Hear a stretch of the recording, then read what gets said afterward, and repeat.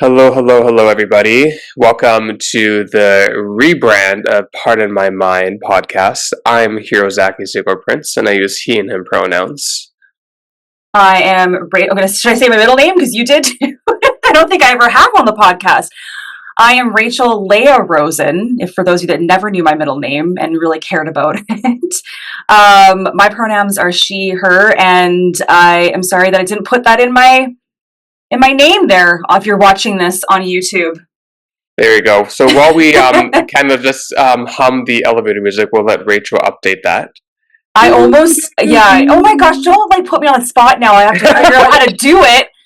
Just go to your. Oh, you bum! This is a great actual real life situation. Oh wait! It is easy, huh? It's so easy. Bam! I didn't even have time to sing the music. There we go. Sing the praises. And I'm the one who works on my computer all day long with advertising. How did I? Okay, and I'm on Zoom all the time. But I'm sorry.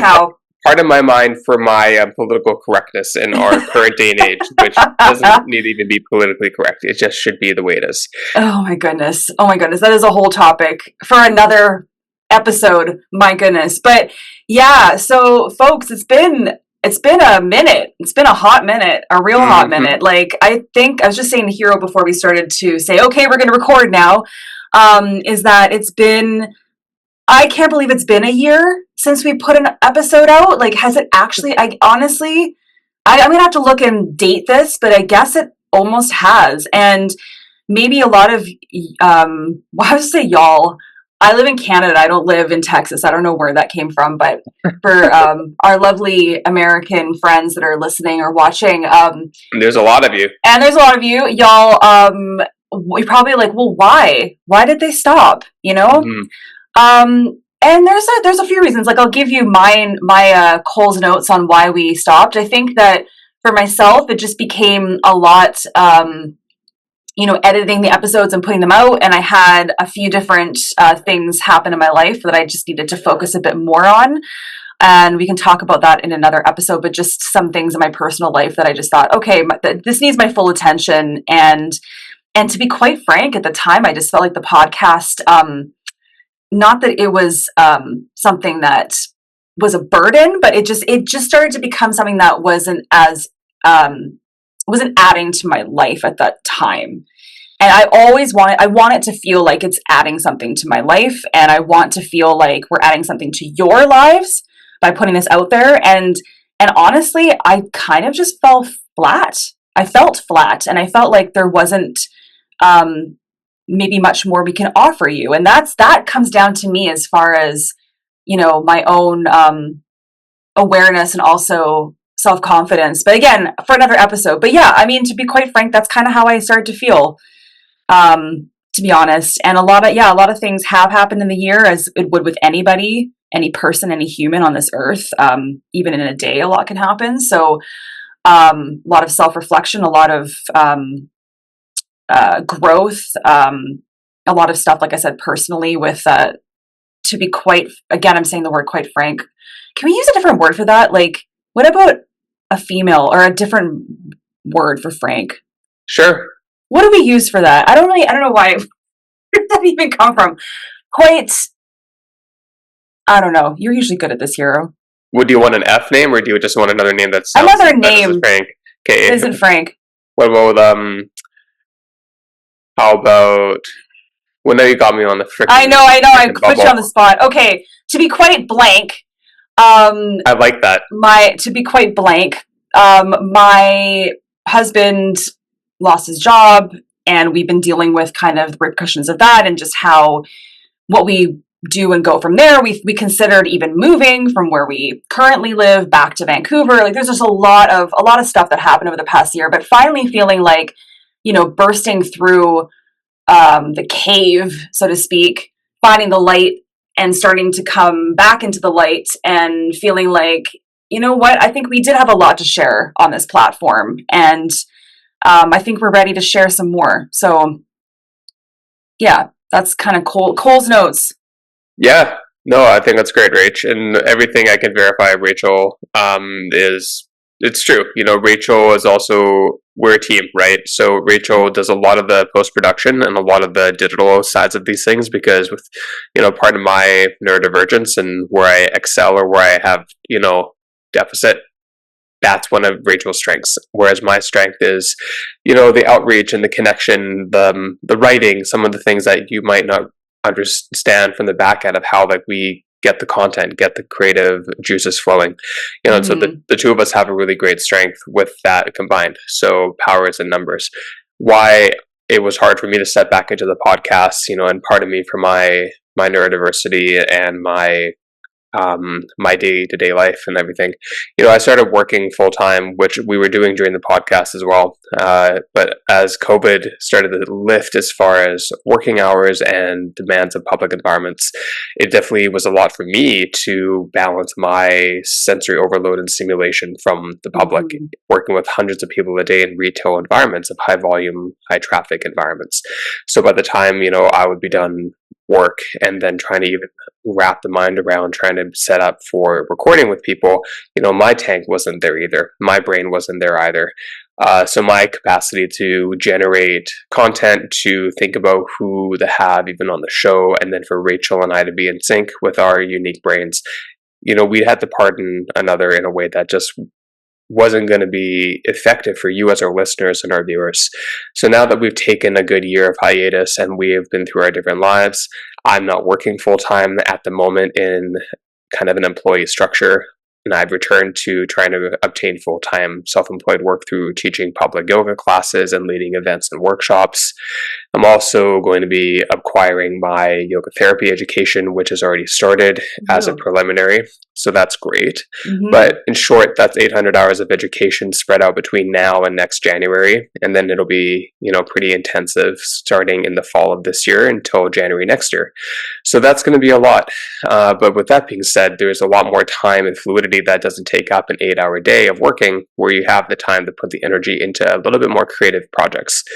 So to be able to do that in partnership with my best friend and partnership podcast partner, it's really great. I'm sniffing because I'm crying. Oh, that's very sweet. Good. I thought it was the seasonal allergies. I know mine. Oh no, that too. Yeah. So that's where we're at. Very, very well said. And I like how you had those little you use the part in my mind catchphrase, kind of slithered. What am I trying to say?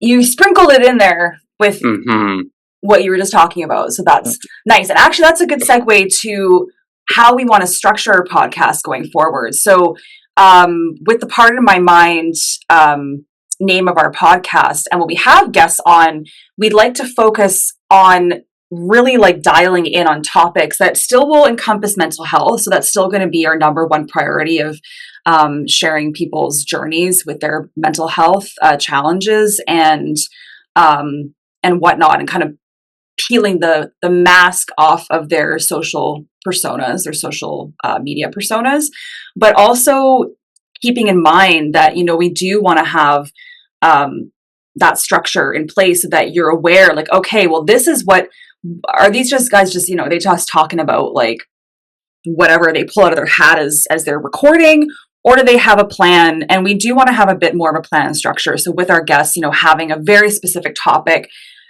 having a guest come on that really gets dialed into something that is very familiar and deep with them that has to do with mental health.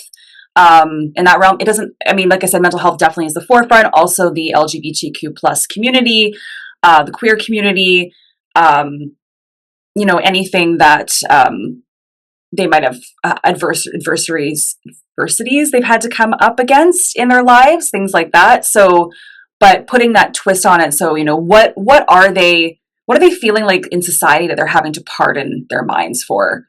Because honestly, I know that the stigma definitely is not there as much surrounding mental health, but personally, and I've, both Hiiro and I have had our own struggles for myself, I want to say a few decades now. Personally, I still feel like it is sort of this silent or invisible ailment, if you want to put it that way, or dis-ease, because it is a dis-ease And it is still something that I feel like I have to apologize for, in Mhm. certain circumstances. So that hasn't really necessarily fully gone away. Um, yeah, I don't know what your thoughts are on that, Hero, Well, but I think the term disease is very much an interesting choice of wording. I know, I know.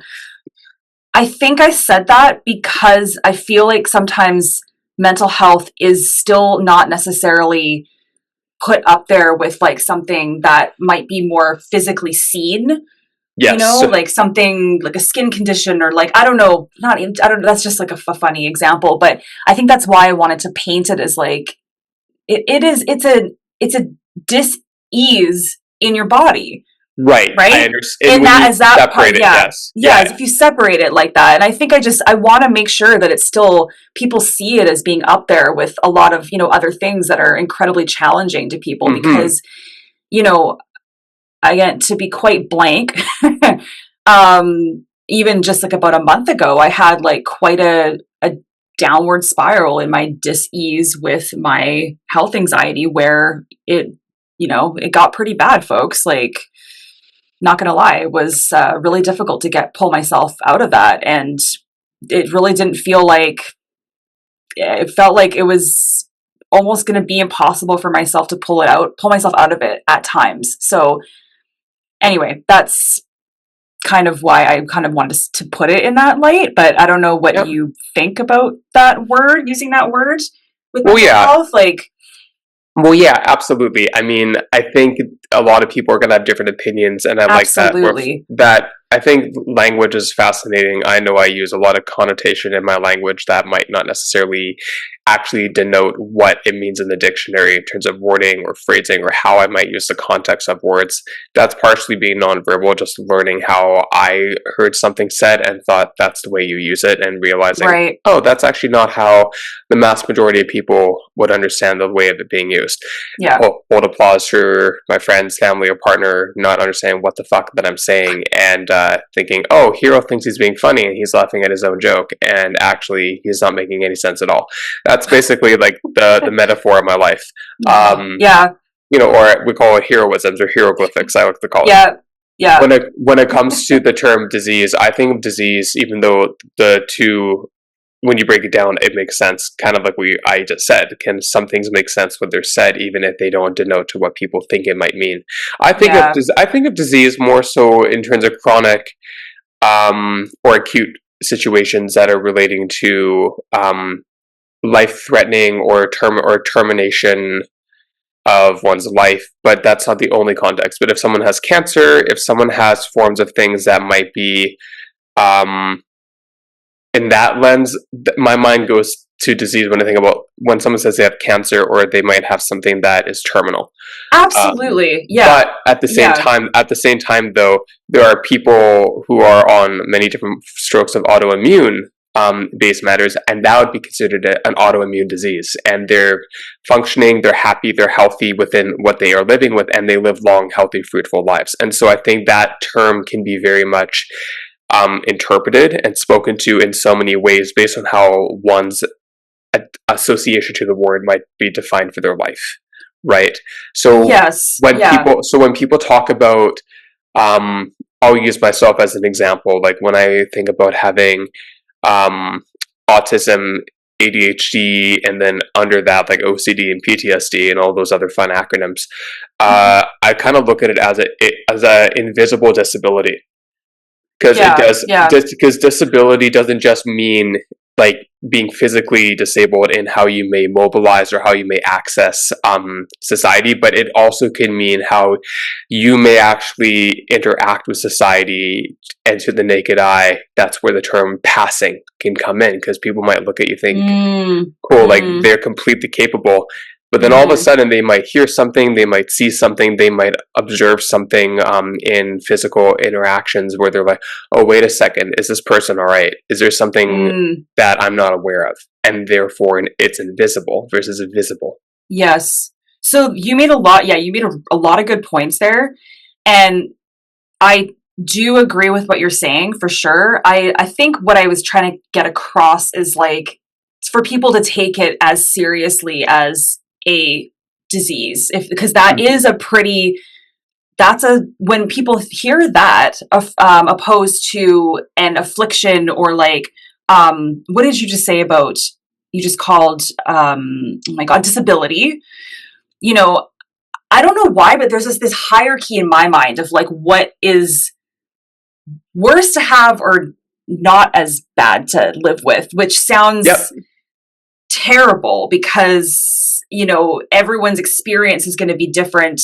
There are a ton of, you know, very medically confined into that term diseases, and there's many disabilities, and there's many afflictions, and there's many, you know, conditions. And it's sort of like, yeah, disease to me would be almost the top of the list of the scariest thing, right?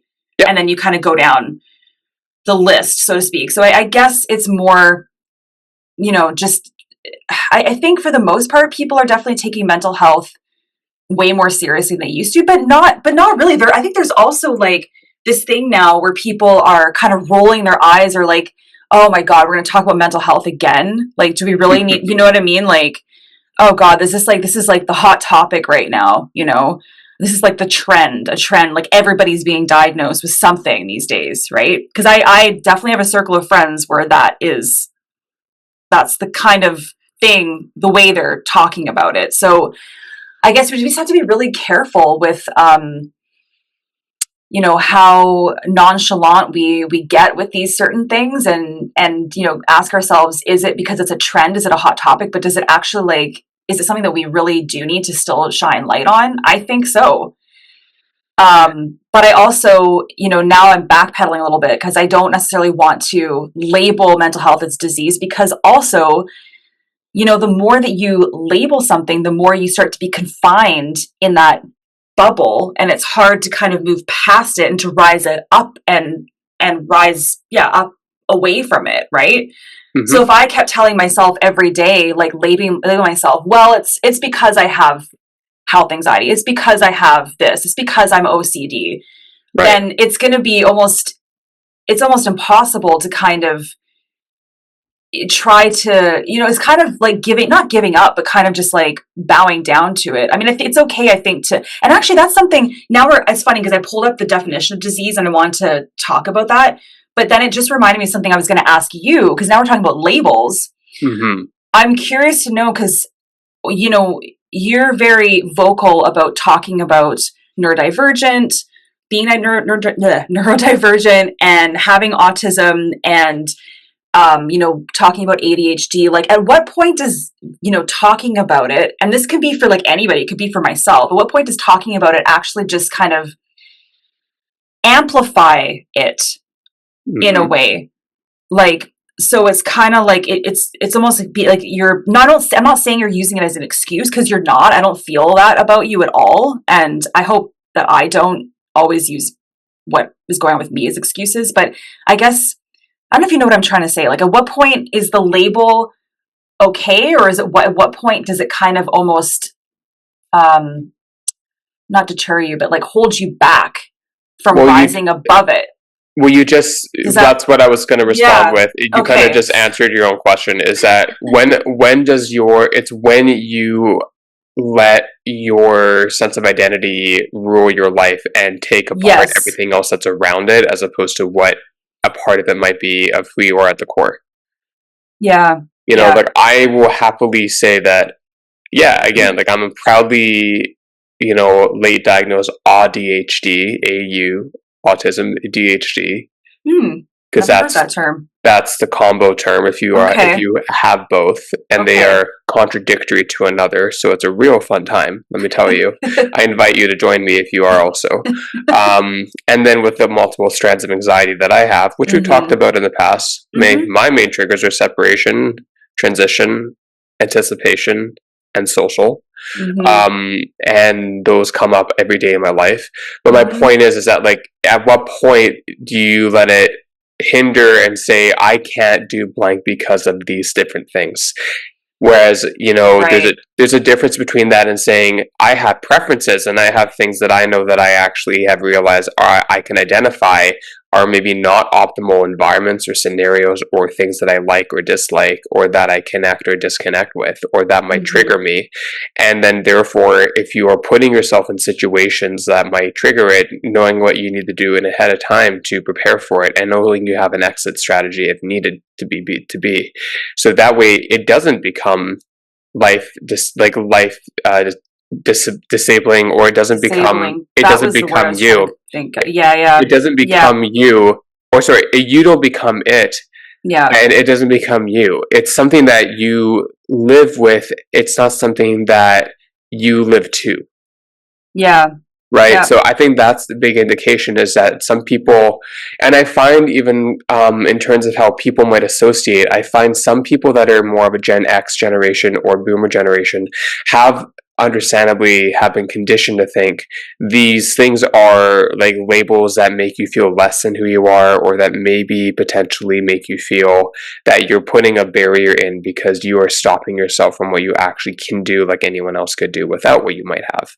Right. Whereas I find that millennials and some Gen Zs, or maybe more Gen Zs and millennials even, we don't look at the term in such a light of limitation. We look at it as a form, I would like to say, as a form of liberation and empowerment, and taking back what we may feel has hindered us from living lives that are as equal or more powerful, and actually saying, I live or have X, and I am proud of it, and here's what I'm doing to show that it doesn't define who I am, or what I do. It doesn't control what you do. Yeah. It might alter how you do things and be more efficient and effective for how you show up in society to be your best self.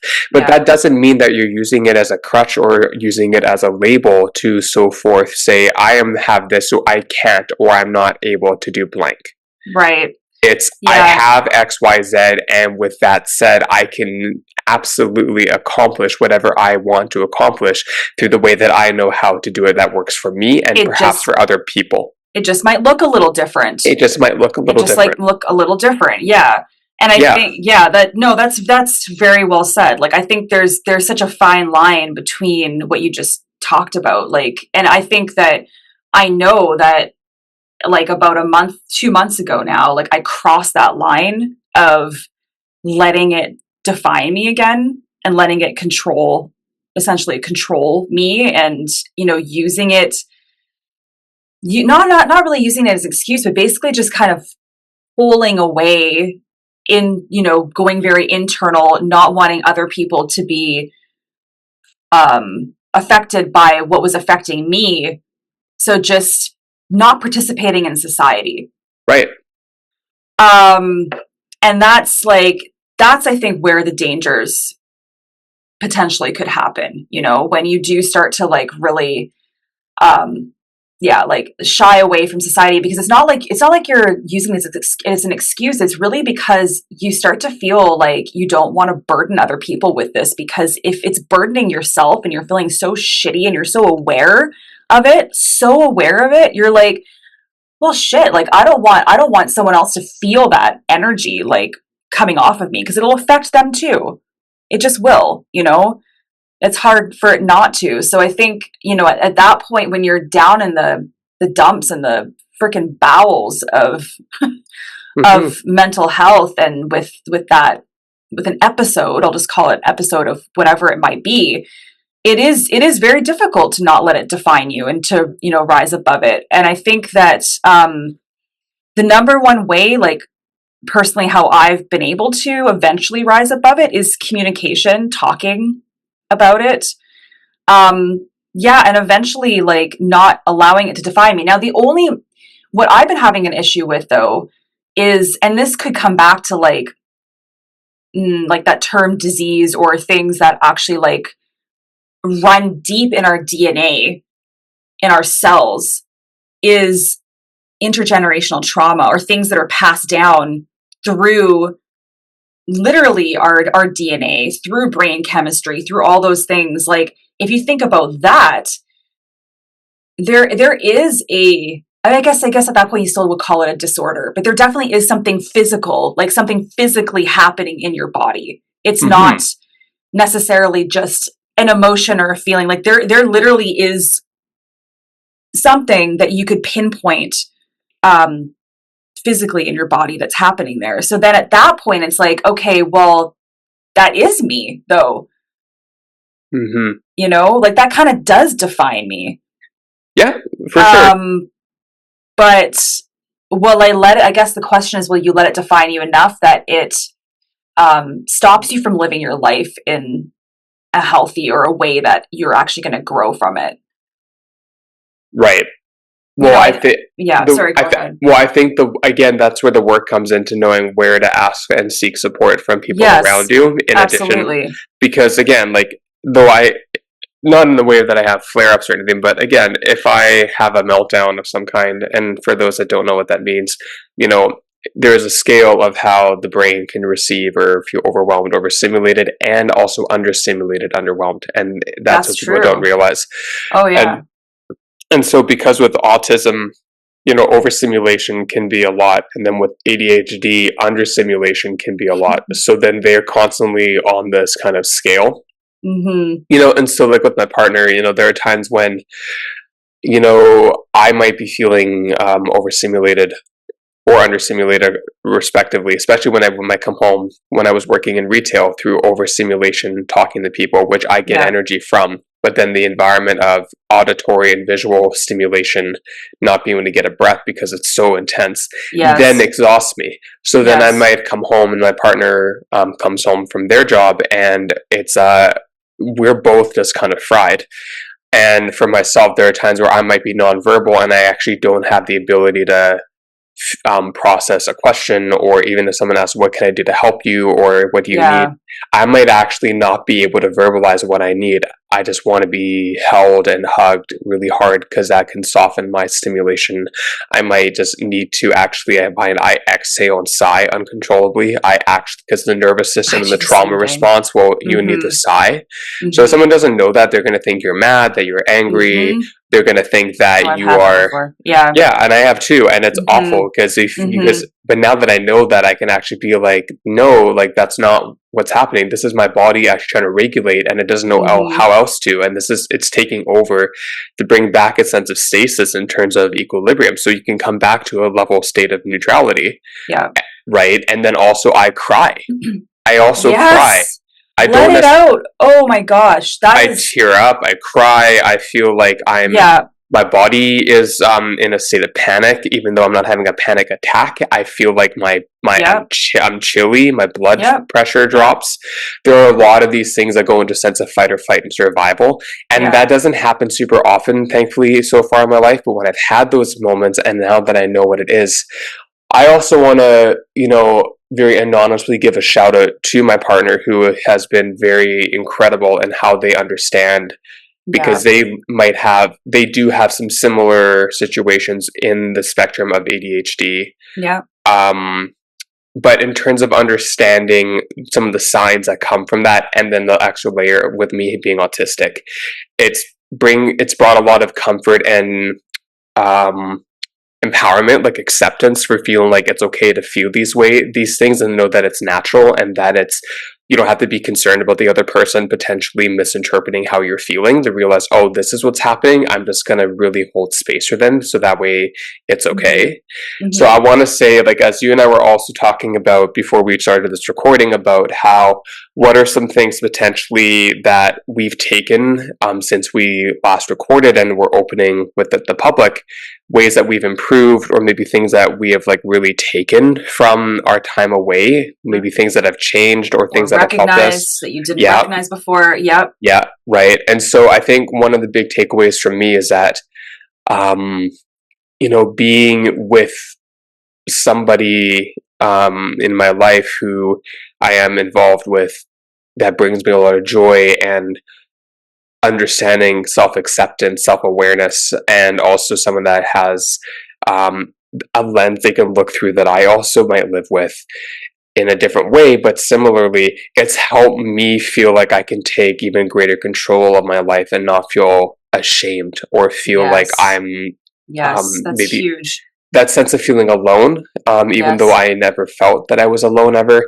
There are certain times, especially when I feel compromised cognitively or mentally, and I feel that I'm not able to do much, where I realized that, you know what, I have someone in my life that always is able to understand or at least get to the bottom of what might be happening, to know Yeah. that I'm going to be okay if I'm Yes. not able to take care of myself in that moment. Oh my gosh. That is sometimes like that is all you need. And for those of you out there, maybe you feel like you don't have someone like that. Maybe you do. You don't really realize you do. But if you feel like you don't have someone like that, please feel free to reach out to us too. Like I don't want anyone to ever, and I think that's kind of like why we started this podcast. I don't want anyone to ever feel like they are alone and they can't verbalize their struggles to somebody, or just not feel like they're being heard. Yeah. I think that's kind of like one of the reasons why, for myself, like why I wanted to start this podcast, because I wanted people to feel like they can relate. Relatability, that's a huge thing too, especially when you're going through something that feels so uncomfortable and so foreign. Maybe you've never felt these things before and you're starting to feel them now and you're like, well, am I alone in this? Because that was a big thing for me when I started to first, have certain mental health symptoms, of certain things. I thought like I literally was going nutso. But just to realize that there are millions of people. Maybe I think everyone's got very specific, unique experiences, as we all do, but there's going to be someone out there that will say, I understand. Yeah, I absolutely. understand. And I'm here for you. Yeah. Yeah. Thank you for sharing that though. Well, likewise. Yeah. And I think one thing that I'll definitely continue to bring up as I go through this journey of embarking on my education to become a yoga therapist. Yeah. This is a really, really key thing in my life, professionally and personally, because before COVID happened, we started recording this podcast in September of 2020. A lot of podcasts came up around this time as well, but they did. At the beginning of 2020, I actually put my deposit down to go and start my yoga therapy program at a college in Vancouver. And I was super stoked about it because my big plan was I can teach yoga classes, but know that it's not sustainable in many different manners. But I can go and acquire the yoga therapy education, which for those that are not probably aware of what yoga therapy is, and I'm not going to go into full depth about it, but basically, though it's not recognized by medical service plan at the moment, it is being very hyperactively worked on to be recognized across Canada and I assume North America. And when that happens, it'll be on par with other services that we consume through our benefit plans, like paramedical services. Amazing. Yeah. But there are people that are yoga therapists for even as many as a couple of decades in Vancouver, at least, who are successful, that are working with private clinical care and treatment and doing various forms of programs or sessions or workshops to facilitate acute and targeted subject matters in areas to help heal, support, treat different pathologies or ailments or longer term acute health matters in clients, in students.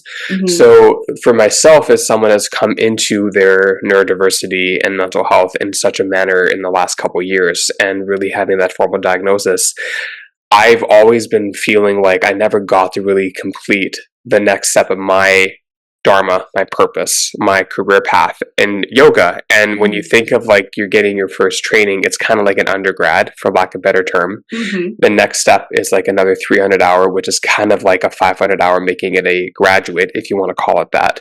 And then you can kind of look at your 1000 hour, which is adding another 500 or for some 800 hours of education to that, making it your 1000. And that basically is kind of like your PhD. Not really, but is it the same designation? Like what's the verbiage, or what would you be called? So I would be a yoga therapist, but the actual acronym would be C, which is certified. And then the governing body that would be able to say you are part of this branch would be the AIIAYT. So that would be the International Association of Yoga Therapists. Oh, okay. So then so you kind of like a real estate Interesting. agent or Yep. taking the bar exam, you do write an Yep. exam or RMT. And once you Yep. write the exam and you are passed, then you can actually say, I have this license of designation that I am a certified yoga therapist at the 1,000 hour recognition. But by that point, just for reference, I will have had by January 2026, I'll have 2,000 formalized hours of training across the spread of how long I've been in the industry for, which by Yeah. that Yeah. point Yeah. will be about 14 years, 13 Wow. years. Yeah. Yeah.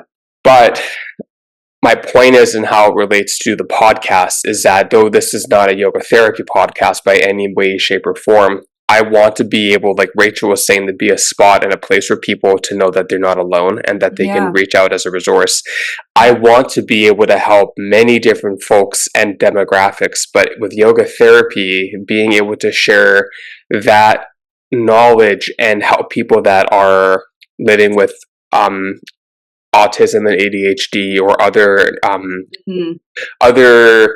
identifications that are on the spectrum of cognitive or mental health, and also even helping potentially people that have experienced grief and loss, because that's something that I very much identify with in my own life, having lost a sibling and having lost a grandmother prematurely. Things in this way that I can speak from a lens and help understand how others are dealing with those subject matters. Yeah, because it's something you've gone through. So that's and that's where, once again, that familiarity, or the somebody actually saying, I not just like, I understand and I get you, but like, I've been there. Yep. I've been there. And actually, like, and that's and it's interesting, because I think that with the podcast, I think that I also started to feel like why we kind of went on hiatus. I started to feel like, well, what do I have to bring to the table to people if I feel like I haven't been there, like I'm still in there, I'm still in it.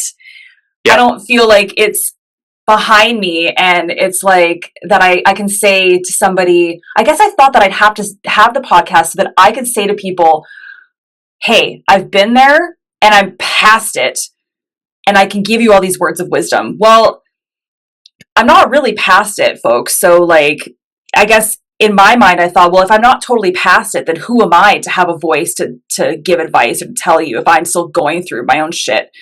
But that's life too. Please. I do want to say, and I don't like, you'll notice I really do my best to not interject, but I have to with this statement. That's okay. I guess part of my ADHD, and part in our ADHD, I'm not going to blanket that everyone with ADHD has that, but it is a very common thread for those that think at a faster pace. And if you forget your thought and you don't get it out, then it's gone. Like, so shit. Yeah.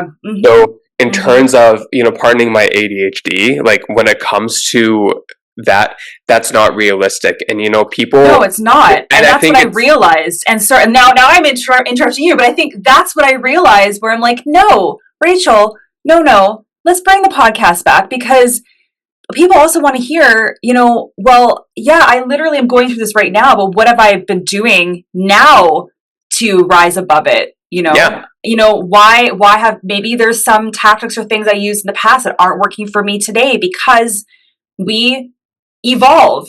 Correct. And we change. So that's important to know too. That's the power, is that, people, even if we look at resources of doctors that say they've been in the industry for 30 years and they're in let's say the third of their living existence, do you think that they don't deal and live with the same things that they may have written books or scholarship papers of?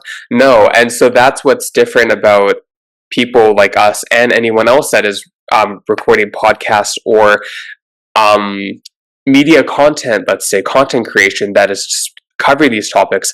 People I at least want to know what someone is maybe experiencing in the living moment, to know that I'm not alone, or again, that they're not past it. Or some days you feel you Yeah. are, and then you wake up the next day or later in the same day and realize, okay, well, I was that way. I felt that way for a few hours, but now I'm being humbled today Yeah. in the last part of the day. And that is the power of the mind. That is the pardoning of our mental and cognitive health, our emotional well-being, right? Yes. And that's again the same thing, like when I talk about wanting to be a therapist and bring that into the lens of what I can bring, whatever physiotherapists are prescribed to do, but they are out of their scope, is where a yoga therapist comes in to help Yeah. bring that gap in the work in partnership as a support worker under therapy from physiotherapist insurance, I or separate, I because think it we should brings I it think we should have together. called this podcast Pardon My Interruption.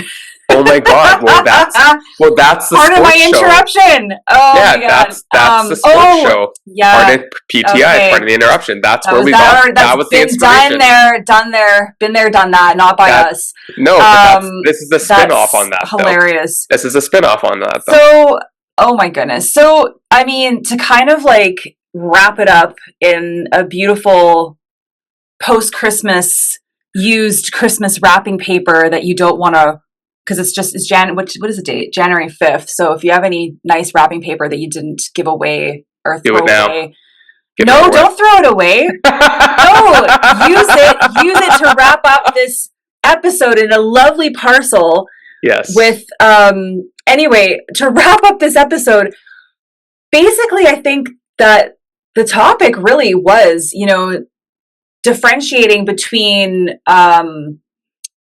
what we label ourselves as, but like also, are we bowing down to or being defeated by our label, or are we rising up against it? And just to make sure that we all realize that life, okay, this is such a cliched thing to say, but life is a journey. I think one of the most profound things I heard, like in my, just going back to yoga teacher training, and just to leave you all with this, is I remember somebody telling me that even those that would be deemed as being experts as a yoga teacher, or let's say a guru, right? Even these gurus, if they were a real guru, they would even tell you that there is no end point where they're like, okay, now I know, and there's no more room for growth. This is it. I'm like 100% the expert. No, like even like those gurus are still learning. They don't even necessarily consider themselves gurus or necessarily like experts, because there is no definitive date where you're like, oh my god, I get it, like I 100% get it now. Because then guess what, sorry, this is really morbid, but you're dead. Like there's nothing else to learn, right? Yep. So even those that are like high up on the pedestal, that you might think, oh my god, I aspire to be blank, to be this person, because at that point, if I'm that person, I will have gotten my shit together and I have no more worries in my life, like this is it. Yep. It doesn't really exist. Nope, it doesn't. And it's not supposed to be a negative, or I mean, that sounds negative, but to me that just means that there's always room for growth and change. Perpetual learning. Always. So even if you feel like you're knocked down today and you're like, okay, well, I feel like I just took 10 steps back, not just 2, because that's how I did feel not that long ago. It's never, nothing's permanent, No. So yeah, I mean, to me that was like a positive, just something that actually made me feel good about continuing on, whatever that means to anybody. That sounds, anyway. No, it's great. And just again, the last thing I'll say, if you want an example of what Rachel might be just kind of alluding to, there's quite a few Netflix and Crave documentaries specifically about certain practices in spirituality or higher consciousness, yoga being maybe a bit of part of that too, that you can get some great examples and references. Breath of Fire on Crave. But there's, lots of things that you can look at and think, where's the tipping point of it becoming a place of almost over enlightenment, as opposed to just being and seeing. Being and being present, being able to see the full spectrum of perspective around you, and also always being open and willing. As you said, we're always changing, we're always growing. I know I am. Yeah. You know, one thing for my 2025, as I have grown over time, is to continue stating clear boundaries and not being afraid to speak up in the fact of trying to mediate and trying to just take everything in and hear everything from everything around me in any situation. And kind of like holding that space in a way, whereas now I'm able to say, where and what am I holding space for, and where am I going to pardon my mind for saying no, this is not okay with me, and having clear boundaries of saying this is my thing to process or my thing to speak about, things to maybe not necessarily take everything else in around me. And that's very hard for me to do, because I want to keep peace while also be able to speak my own peace. Whereas now I need to realize, where do I need to draw my own line so I can protect myself and my brain. And that is something, as we go into the podcast, that might come up more, and it'll bring more contrast or polarity perhaps in our conversations together. Pardon me for this, but no, that is not how I think about that. And that ping pong, as well with our other guests, whoever we end up having on the show, it's going to create another dynamic. Yes, absolutely. So, a ping pong. Yes. If anybody is a Silicon Valley show lover, that just reminded me of one of those episodes. Sorry, that is so ADHD. On that ADHD, part of my ADHD moment, at the end of this episode, we thank you for sticking by us. We thank you for coming back. New people out there, we thank you for joining us. And we look forward to many more episodes and also many more guests. So, you know, hopefully in the next episode, you will see us with someone that we'll introduce you to. And don't know who that person is yet, but I'm sure they will come to us in good time, and it'll be all worth it and meant to be. Exactly. And for those that are listening or watching this recording, whatever you may see on Instagram as well, you know, will be shared from both Rachel and I. But please feel welcome to comment, reach out to both of us. We both, I think that's important to say. We haven't really said that. I know, right? I know. We're bad podcasts and YouTubers. It's like, remember to share, like, subscribe, all that stuff. We never say that stuff. No, but we are we're both behind. We're both on the other end. So if you're writing something or whatever, you know, that's what you meant. Okay. You know, that's what I'm saying, is that, you know, that we don't actually have like a social media person. We don't have other people that are helping with the podcast. If you're interested, let us know. On that note, thank you, and we'll see you soon. Bye for now.